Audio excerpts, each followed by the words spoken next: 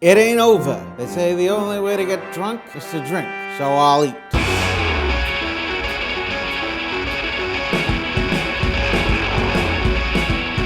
The battle of homers goes on as Yogi Berra belts one in the Yanks seventh. Lawrence Peter Yogi Berra, baseball's funny man. Known to everyone as Yogi, star catcher of the New York Yankees. One of the greatest World Series resumes of any player ever.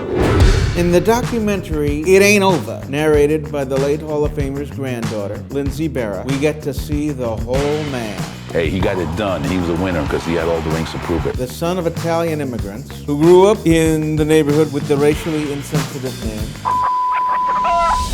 The movie starts with a very unusual scene, the 2015 All-Star Game in Cincinnati, where Major League Baseball is honoring the four greatest living players, all of them Hall of Famers. Right fielder Hank Aaron, center fielder Willie Mays, pitcher Sandy Koufax, big guy in my house, and catcher Johnny Bench. Ms. Berra is with her grandfather in the stands and asks, "Are you dead?"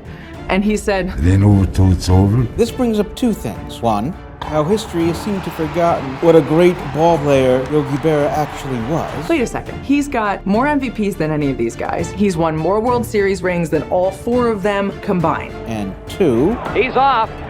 Bench throwing. They got it. the unbelievable story, how Reds catcher Johnny Bench is better than Yogi. He's not. Yogi Berra steps into a two-strike pitch and slams it over the wall and into Bedford Avenue for a mighty two-run homer. The numbers back me up on this, except possibly the home runs. It always felt wrong. He wasn't 6'3" with blonde hair.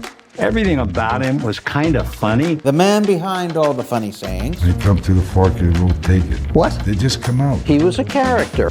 was even there for D-Day in World War II. Just because he looked a little funny did not stop Yogi from being a three-time winner of the MVP in the American League. And when his playing days were over, he managed both the Yankees and the Mets to pennant-winning seasons, just to be fired by the Yankees after his first year on the job. It makes a lot of sense. What we don't see is how the Yankees were on the last leg of a 15-year dynastic run. I don't think Yogi liked it too much. So I let it go. Moving on to the 1980s. George Steinbrenner hired Yogi to be the manager of the Yankees in 1984. And before the beginning of the 85 season, fired. And you're out of here. Yogi was devastated. He was fired so early into the season. The same season that his youngest, Dale Berra, was a shortstop. Dale was caught up in the drug scandal of the mid-80s, and the trial took place in Pittsburgh. It was hard for the Yanks Hall of Fame catcher, not only because this was happening to his son, but because of the way he was fired at the time. Who gets the honey barbecue tender roast? Yogi said he would never go back to Yankee Stadium, at least until the boss, no, not Springsteen, apologized for the way he was fired. Billy, it tastes great. Less filling, George. You're fired. Oh, not again. Yogi kept his word for 14 years, until finally he and Steinbrenner worked it out. He was getting his own special day. Joining Yogi that day was Don Larson, who had teamed up with him to throw a perfect game in the World Series in 1956. Don pitched the perfect game, but Yogi also caught a perfect one. And now you're going to tell me what happens next is too wild for a Hollywood screenwriter to come up with. On Yogi Berra Day, with him and Larson watching, David Cohn, formerly of the Mets, throws a perfect game on Yogi Berra Day.